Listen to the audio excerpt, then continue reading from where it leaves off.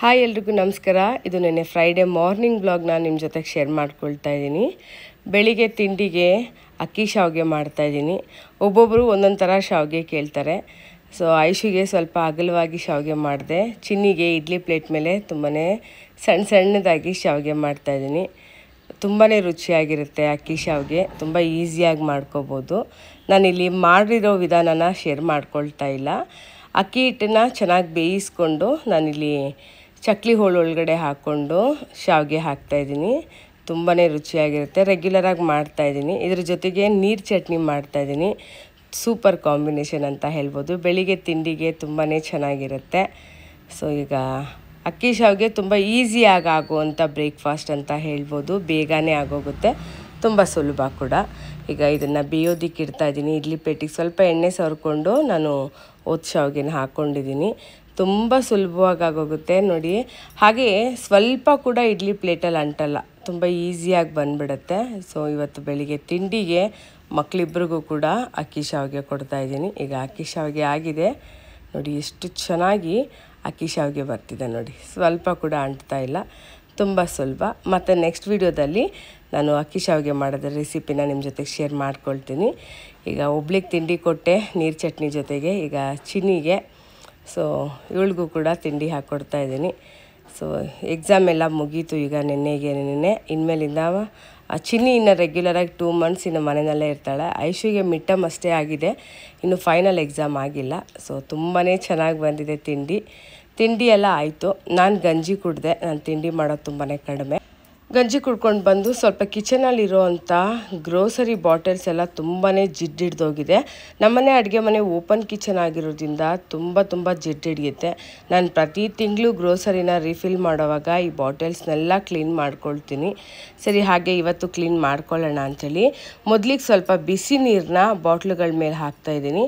ಹಾಗೆ ಒಂದು ಪಾತ್ರೆಯಲ್ಲಿ ಬಾಟಲ್ ಕ್ಯಾಪ್ಸ್ಗಳನ್ನೆಲ್ಲ ಬಿಸಿನೀರಲ್ಲಿ ಚೆನ್ನಾಗಿ ಸ್ವಲ್ಪ ಹೊತ್ತು ನೆನೆಸಿರ್ತೀನಿ.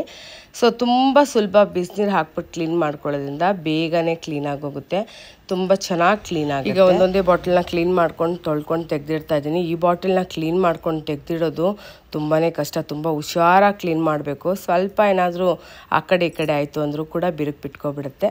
ಹಾಗೆ ನನ್ನ ಫಾಲೋವರ್ ಒಬ್ಬರು ಕೇಳಿದರು, ತುಂಬ ಪೂಜೆ ಮಾಡ್ತೀರಾ ಆದರೆ ಕಿಚನಲ್ಲಿ ಚಪ್ಪಲಿ ಹಾಕ್ಕೊಂಡು ಓಡಾಡ್ತಾ ಇದ್ದೀರಲ್ಲ ಸರಿನಾ ಅಂತ ಕೇಳಿ. ದಯವಿಟ್ಟು ಕ್ಷಮಿಸಿ. ನಾನು ಪೂಜೆ ಮಾಡ್ತೀನಿ ಹೌದು, ಆದರೆ ನಾನು ಈ ಚಪ್ಪಲಿನ ಯೂಸ್ ಮಾಡೋದು ಕಿಚನಲ್ಲಿ ಅಷ್ಟೇ, ಇನ್ನೆಲ್ಲೂ ಕೂಡ ಈ ಚಪ್ಪಲಿನ ಯೂಸ್ ಮಾಡಲ್ಲ. ನನಗೆ ಪಾತ್ರೆ ತೊಳೆಯುವಾಗ ಸುಮಾರು 1 ಗಂಟೆ ಆಗುತ್ತೆ ಪಾತ್ರೆಗಳನ್ನ ತೊಳೆಯೋಕ್ಕೆ. ಸೊ ಅಡುಗೆ ಮನೆಯಲ್ಲೇ ನನಗೆ ಕ್ಲೀನಿಂಗು, ಶೆಲ್ಫ್ ಎಲ್ಲ ಕ್ಲೀನಿಂಗು, ಅಡುಗೆ ಮನೆ ಕೆಲಸ ಮಾಡೋವಾಗಲೇ ಸುಮಾರು 2 ರಿಂದ 3 ಗಂಟೆ ನಾನು ಕಿಚನಲ್ಲಿ ನಿಂತೇ ಇರ್ತೀನಿ. ಹಾಗಾಗಿ ನನಗೆ ಹಿಂಬಡಿ ಏನಿದೆ ಪಾದ ತುಂಬ ನೋವಾಗುತ್ತೆ. ಸುಮಾರು ಹೊತ್ತು ನನ್ನ ಕೈಲಿ ನಿಂತ್ಕೊಳ್ಳೋಕ್ಕಾಗಲ್ಲ. ಹಾಗಾಗಿ ನಾನು ಇದನ್ನು ಮನೆಯಲ್ಲೇ ಯೂಸ್ ಮಾಡೋವಂಥ ಚಪ್ಪಲಿ ಇದನ್ನೆಲ್ಲೂ ನಾನು ಹೊರಗಡೆಗೆಲ್ಲೂ ಯೂಸ್ ಮಾಡೋದಿಲ್ಲ. ಹಾಗಾಗಿ ಪಾತ್ರೆ ತೊಳೆಯುವಾಗ ಅಷ್ಟೇ ನಾನು ಈ ಚಪ್ಪಲಿಗಳನ್ನ ಹಾಕ್ಕೊಳ್ತೀನಿ. ಅಥವಾ ತುಂಬ ರೇರಾಗಿ ನನಗೇನಾದರೂ ಕಾಲು ನೋವು ಜಾಸ್ತಿ ಆಗಿತ್ತು ಅನ್ನೋವಾಗ ನಾನು ಪಾದ ಕೆಳಗಡೆ ಇಟ್ಟರೆ ನನಗೆ ಜುಮ್ ಅಂತ ನೋವಾಗ್ತಿರುತ್ತೆ. ಆಗ ನಾನು ಚಪ್ಪಲಿಗಳನ್ನ ಹಾಕ್ಕೊಂಡು ಓಡಾಡ್ತೀನಿ. ಬೇರೆ ಯಾವ ಟೈಮಲ್ಲೂ ಕೂಡ ಚಪ್ಪಲಿ ಹಾಕ್ಕೊಂಡು ಓಡಾಡಲ್ಲ. ಹಾಗೆ ನನ್ನ ಫಾಲೋವರ್ ಒಬ್ಬರು ಲಾಸ್ಟ್ ಟೈಮ್ ನಾನು ಮನಿ ಪ್ಲ್ಯಾಂಟ್ ಗಿಡಗಳನ್ನ ತೋರಿಸಿದಾಗ ಮನಿ ಪ್ಲ್ಯಾಂಟ್ ಗಿಡ ಕೆಳಗಡೆ ಬಿದ್ದಿತ್ತು. ಸೊ ಅವ್ರು ನೋಡಿ ಅದನ್ನು ಹೇಳಿದರು, ಮನಿ ಪ್ಲ್ಯಾಂಟ್ ಯಾವಾಗಲೂ ಮೇಲಕ್ಕಿರಬೇಕು ಅಂಥೇಳಿ. ಸೊ ಹಾಗಾಗಿ ನಾನು ಮೇಲ್ಗಡೆ ಇರೋವಂಥ ಮನಿ ಪ್ಲ್ಯಾಂಟ್ ಗಿಡನ ಕೆಳಗಡೆ ಇಳಿಸಿ ಅದಕ್ಕೆ ಒಂದು ಕೋಲ್ ಬ್ಯಾಲೆನ್ಸ್ ಮಾಡಿ ಸೊ ಮೇಲ್ಗಡೆ ಮುಖಕ್ಕೆ ಇಟ್ಟಿದ್ದೀನಿ. ಅಂದರೆ ಅದು ನನಗೂ ಕೂಡ ಸರಿ ಅನ್ನಿಸ್ತು. ಏನಂದರೆ ಮನಿ ಪ್ಲ್ಯಾಂಟ್ ಗಿಡ ಯಾವಾಗಲೂ ಗ್ರೋತ್ ಆಗಬೇಕು, ಸೊ ಅದು ಕೆಳಗಡೆ ಬೀಳಬಾರ್ದು. ಅಂದರೆ ನನ್ನ ಗಮನಕ್ಕೆ ಬಂದಿರಲಿಲ್ಲ. ಅದು ನೋಡೋದಕ್ಕೆ ತುಂಬ ಚೆನ್ನಾಗಿ ಕಾಣಿಸ್ತಾ ಇತ್ತು. ಹಾಗಾಗಿ ಕೆಳಗಡೆ ಬಿಟ್ಟರೆ ಚೆನ್ನಾಗಿರುತ್ತೆ ಅಂಥೇಳಿ ನಾನು ಕೆಳಗಡೆ ಬಿಟ್ಟಿದ್ದೆ. ಆಮೇಲೆ ಅವ್ರು ಹೇಳಿದ ತಕ್ಷಣ ನನಗೂ ಫ್ಲ್ಯಾಶ್ ಆಯಿತು. ಯಾಕೆಂದರೆ ಅದು ಮನಿ ಪ್ಲ್ಯಾಂಟ್ ಗಿಡ ಯಾವಾಗಲೂ ಯಶಸ್ಸು ಹಾಗೆ ಮನೆ ಗ್ರೋತ್ಗೆಲ್ಲ ತುಂಬ ಒಳ್ಳೆಯದು. ಹಾಗಾಗಿ ಅದು ಮೇಲ್ಮುಖ ನೋಡಬೇಕು, ಕೆಳಗಡೆ ಮುಖ ನೋಡಬಾರ್ದು. ಹಾಗಾಗಿ ಅದನ್ನು ಚೇಂಜ್ ಮಾಡಿದೆ. ಈಗ ಸೇಮ್ ಆ್ಯಸ್ ಇಟ್ ಈಸ್ ನನ್ನ ರುಟೀನ್ ಏನಿದೆ ಮನೆ ಕೆಲಸ ಎಲ್ಲ ಮಾಡ್ಕೊಳ್ಳೋದು. ಅದರಲ್ಲೂ ಶುಕ್ರವಾರ ಅಂತೂ ವಿಪರೀತ ಕೆಲಸ ಇರುತ್ತೆ. ರೆಗ್ಯುಲರ್ ಡೇನಲ್ಲೇ ಕೆಲಸ ಇರುತ್ತೆ. ಅದರಲ್ಲಿ ಫ್ರೈಡೇ ಬಂದುಬಿಟ್ರಂತೂ ಇನ್ನೂ ತುಂಬಾ ಜಾಸ್ತಿ ಕೆಲಸ ಇರುತ್ತೆ. ಸೊ ಈಗ ಹೊರಗಡೆ ಎಲ್ಲ ನಾನು ಕ್ಲೀನ್ ಮಾಡ್ಕೊಳ್ತಾ ಇದ್ದೀನಿ. ಗಿಡಗಳಿಗೆ ನೀರು ಹಾಕೋವಾಗ ಸ್ವಲ್ಪನೇ ನನಗೆ ಮಣ್ಣೆಲ್ಲ ಬಂದುಬಿಡುತ್ತೆ. ಸೊ ಅದನ್ನೆಲ್ಲ ಕ್ಲೀನ್ ಮಾಡಿಕೊಂಡೆ. ಈಗ ಅದೆಲ್ಲ ಕ್ಲೀನ್ ಆಯಿತು. ಮನೆ ಗುಡಿಸಿ ಒರೆಸ್ಕೊಳ್ತಾ ಇದ್ದೀನಿ. ಸೊ ಬೇಗ ಬೇಗ ಶುಕ್ರವಾರ ಬೆಳಿಗ್ಗೆ ಅಂದರೆ ತುಂಬ ಬೇಗನೆ ಕೆಲಸ ಆಗೋಗುತ್ತೆ. ಇವತ್ತು ಬೆಳಿಗ್ಗೆ ಪೂಜೆ ಮಾಡ್ತಾ ಇಲ್ಲ, ನಾನು ಸಂಜೆ ಪೂಜೆ ಮಾಡ್ತಾ ಇದ್ದೀನಿ. ಸ್ವಲ್ಪ ಮನೆ ಕ್ಲೀನಿಂಗ್ ಕೆಲಸ ಎಲ್ಲ ತುಂಬಾ ಇತ್ತು, ಹಾಗೆ ಸ್ವಲ್ಪ ಹೊರಗಡೆ ಕೂಡ ಹೋಗೋದಿದೆ. ಸೊ ಹಾಗಾಗಿ ಸ್ವಲ್ಪ ಬೇಗನೆ ಕೆಲಸಗಳನ್ನ ಮಾಡ್ಕೊಳ್ತಾ ಇದ್ದೀನಿ. ಮನೆಯೆಲ್ಲ ಮಾಪ್ ಮಾಡ್ಕೊಳ್ತಾ ಇದ್ದೀನಿ. ಸೊ ಮನೆ ಕೆಲಸನೆಲ್ಲ ಮುಗಿಸ್ಕೊಂಡು ಸ್ವಲ್ಪ ಹೊರಗಡೆ ಕೆಲಸನೆಲ್ಲ ಹೋಗಿ ಮಾಡ್ಕೊಂಡು ಬರಬೇಕು. ಅದಾದಮೇಲೆ ದೇವ್ರಿಗೆ ಹೂವು ಹಣ್ಣೆಲ್ಲ ತೊಗೊಂಡು ಬರಬೇಕು. ಎಲ್ಲ ಒಂದೇ ಸಾರಿ ಸಂಜೆ ಮೇಲೆ ಹೋಗೋಣ, ಒಂದು 4 ಗಂಟೆ 5 ಗಂಟೆ ಮೇಲೆ ಅಂಥೇಳಿ ನಾನು ಇವತ್ತು ಬೆಳಿಗ್ಗೆ ಪೂಜೆ ಮಾಡೋಕ್ಕಾಗಲಿಲ್ಲ. ಬಾತ್ರೂಮ್ನೆಲ್ಲ ಆಗಲೇ ಕ್ಲೀನ್ ಮಾಡ್ಕೊಂಡು ಬಿಡ್ತಾಯಿದ್ದೀನಿ. ಬೆಳಿಗ್ಗೆ ಎಲ್ಲ ಕೆಲಸಗಳು ಬೇಗನೆ ಆಗೋಯ್ತು ಆಲ್ಮೋಸ್ಟ್. ಈಗ ಕಾರ್ಪೆಟ್ನೆಲ್ಲ ಒಣಗಾಕ್ತೀನಿ ಸ್ವಲ್ಪ ಹೊತ್ತು, ಧೂಳೆಲ್ಲ ತೆಗೆದು ಮತ್ತು ಇದನ್ನು ಹಾಕಿ ಇದನ್ನೆಲ್ಲ ಜೋಡಿಸಿ ತೆಗೆದಿಡೋದೇ ದೊಡ್ಡ ಕೆಲಸ. ಎಷ್ಟು ಕ್ಲೀನಾಗಿಟ್ಟರು ಈ ಮಕ್ಕಳಿರೋ ಮನೆ ಅಂತೂ ಅಷ್ಟಕ್ಕಷ್ಟೇ, ಎಷ್ಟು ಕ್ಲೀನ್ ಮಾಡಿದ್ರು ಹಾಗೇ ಇರುತ್ತೆ. ಸೊ ಈಗ ಮನೆ ಕೆಲಸ ಎಲ್ಲ ಆಯಿತು. ಈಗ ನಾನು ಈ ಬಾಟಲ್ಸ್ಗಳನ್ನೆಲ್ಲ ಏನು ತೊಳೆದಿಟ್ಟಿದ್ದೆ ಅದರಲ್ಲಿರೋ ನೀರೆಲ್ಲ ಹೋಗಿದೆ. ಈಗ ಇದನ್ನು ಗಟ್ಟಿಗೆ ಒಂದು ಸಾರಿ ಚೆನ್ನಾಗಿ ಒರೆಸ್ಕೊಂಡು ಗ್ರೋಸರೀಸ್ ಎಲ್ಲ ಆರ್ಡ್ರ್ ಮಾಡಿದ್ದೆ. ಕೆಲವೊಂದು ಬಂದಿದೆ, ಕೆಲವೊಂದು ಗ್ರೋಸರೀಸ್ ಆರ್ಡ್ರ್ ಮಾಡಿಬಿಡ್ತೀನಿ. ಆಗಾಗ ಕೆಲವೊಂದು ಆ್ಯಪ್ಗಳಲ್ಲಿ ನಾನು ಹೆಚ್ಚಾಗಿ ಝೆಪ್ಟೋನ್ ಯೂಸ್ ಮಾಡ್ತೀನಿ, ಹಾಗೆ ಇನ್ಸ್ಟಾಮಾರ್ಟ್ನ ಯೂಸ್ ಮಾಡ್ತೀನಿ. ಅದರಲ್ಲೂ ಕೂಡ ಆಫರ್ ಬರ್ತಾ ಇರುತ್ತೆ. ನಾನು ಹೆಚ್ಚಾಗಿ ಆರ್ಡ್ರ್ ಮಾಡಿಬಿಡ್ತೀನಿ, ಹಾಗಾಗಿ ಸ್ವಲ್ಪ ಜಾಸ್ತಿನೇ ಕ್ಯಾಶ್ ಬ್ಯಾಕ್ ಕೂಡ ಬರ್ತಾ ಇರುತ್ತೆ. ಆದರೆ ನಾನು 2-3 ಆ್ಯಪ್ಗಳಲ್ಲಿ ಸೇಮ್ ಐಟಮ್ಸ್ನ ಚೆಕ್ ಮಾಡ್ತೀನಿ ಏನು ಪ್ರೈಸ್ ಇದೆ ಅಂಥೇಳಿ. ಕೆಲವೊಂದು ಸಾರಿ ಝೆಪ್ಟೋನಲ್ಲಿ ಜಾಸ್ತಿ ಇರುತ್ತೆ, ಕೆಲವೊಂದು ಟೈಮು ಸ್ವಿಗ್ಗಿ ಇನ್ಸ್ಟಾಮಾರ್ಟಲ್ಲಿ ಜಾಸ್ತಿ ಇರುತ್ತೆ. ಸೊ ಅದನ್ನೆಲ್ಲ ಚೆಕ್ ಮಾಡಿಕೊಂಡು ಆರ್ಡ್ರ್ ಮಾಡ್ಕೊಳ್ತೀನಿ.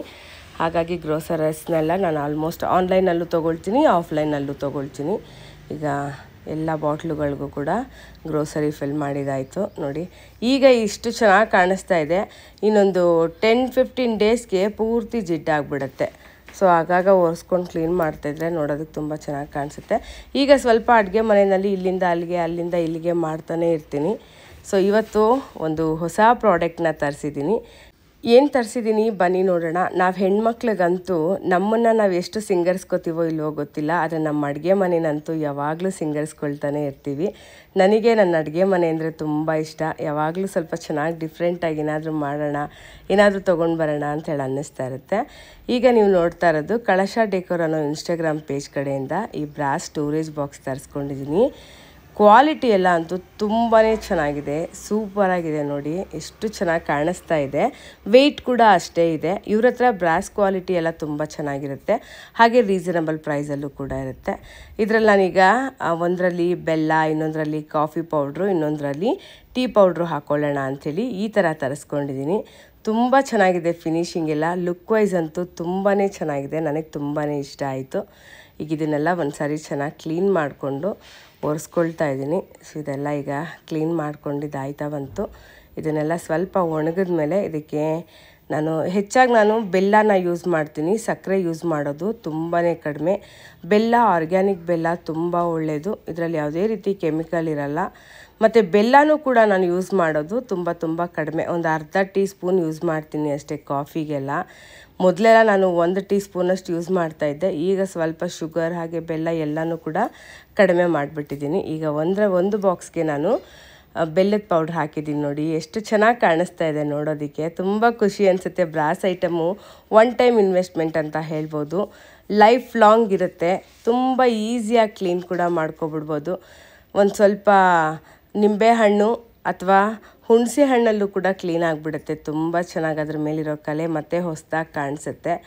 ಸೊ ನೋಡಿ ಎಷ್ಟು ಚೆನ್ನಾಗಿ ಕಾಣಿಸ್ತಿದೆ. ಈಗ ಇನ್ನೊಂದು ಬಾಕ್ಸ್ಗೆ ನಾನು ಕಾಫಿ ಪೌಡ್ರನ್ನ ಹಾಕ್ಕೊಳ್ತಾ ಇದ್ದೀನಿ. ನನಗೆ ಬ್ರಾಸ್ ತುಂಬ ಇಷ್ಟ. ಮುಂದಿನ ದಿನಗಳಲ್ಲಿ ಅಂದರೆ ಪ್ರತಿ ತಿಂಗಳು ಸ್ವಲ್ಪ ದುಡ್ಡನ್ನ ಮಿಕ್ಸಿ ಏನಾದರೂ ತೊಗೊಳ್ತೀನಿ. ಮುಂದಿನ ದಿನಗಳಲ್ಲಿ ಇನ್ನೂ ಸ್ವಲ್ಪ ಏನಾದರೂ ಚಿಕ್ಕದು ತೊಗೊಳ್ತೀನಿ. ನನಗೊಂದು ಸೇರು, ಒಂದು ಕುಟಾಣಿ, ಆಮೇಲೆ ಒಂದು ಡಿಕಾಕ್ಷನ್ ಮಾಡ್ಕೊಳ್ಳೋದಕ್ಕೆ ಒಂದು ಫಿಲ್ಟರು, ಕಾಫಿ ಫಿಲ್ಟರು, ಹಾಗೆ 1-2 ಗ್ಲಾಸ್ ಬ್ರಾಸ್ದು ತೊಗೋಬೇಕು. ನನ್ನ ಹತ್ರ ಕಾಫಿ ಫಿಲ್ಟರ್ ಈಗಾಗಲೇ ಸ್ಟೀಲ್ದು ಇದೆ, ಹಾಗೆ ಪ್ರೀತಿದು ಕೂಡ ಇದೆ. ಅದು ನನಗೆ ಬ್ರಾಸ್ ತುಂಬ ಇಷ್ಟ. ನೆಕ್ಸ್ಟ್ ಮುಂದಿನ ದಿನಗಳಲ್ಲಿ ಸ್ವಲ್ಪ ಸೇವಿಂಗ್ಸ್ ಮಾಡಿ ಖಂಡಿತ ತೊಗೊಳ್ತೀನಿ. ಸೊ ಈಗ ಇದಕ್ಕೆ ಟೀ ಪೌಡ್ರ್ ಹಾಕ್ತಾಯಿದ್ದೀನಿ, ನೋಡೋದಕ್ಕಂತೂ ತುಂಬ ಚೆನ್ನಾಗಿ ಕಾಣಿಸ್ತಿದೆ ನೋಡಿ. ಸೊ ಇದಾಗಿತ್ತು ಫ್ರೈಡೇ ವ್ಲಾಗು. ಇಲ್ಲಿಗೆ ಈ ವ್ಲಾಗ್ನ ಮುಗಿಸ್ತಾ ಇದ್ದೀನಿ, ಮತ್ತು ನಾಳಿನ ವ್ಲಾಗಲ್ಲಿ ಸಿಗ್ತೀನಿ. ವಿಡಿಯೋ ನಿಮ್ಮೆಲ್ರಿಗೂ ಇಷ್ಟ ಆಗಿದೆ ಅಂತ ಹೇಳಿ ಭಾವಿಸ್ತಾ ಇದ್ದೀನಿ. ವಿಡಿಯೋ ಇಷ್ಟ ಆದರೆ ಲೈಕ್ ಮಾಡಿ, ಕಮೆಂಟ್ ಮಾಡಿ, ಹಾಗೆ ನನ್ನ ಪೇಜ್ನ ಫಾಲೋ ಮಾಡ್ಕೊಂಡು ಸಪೋರ್ಟ್ ಮಾಡೋದನ್ನು ಮರಿಬೇಡಿ. Thank you so much for watching.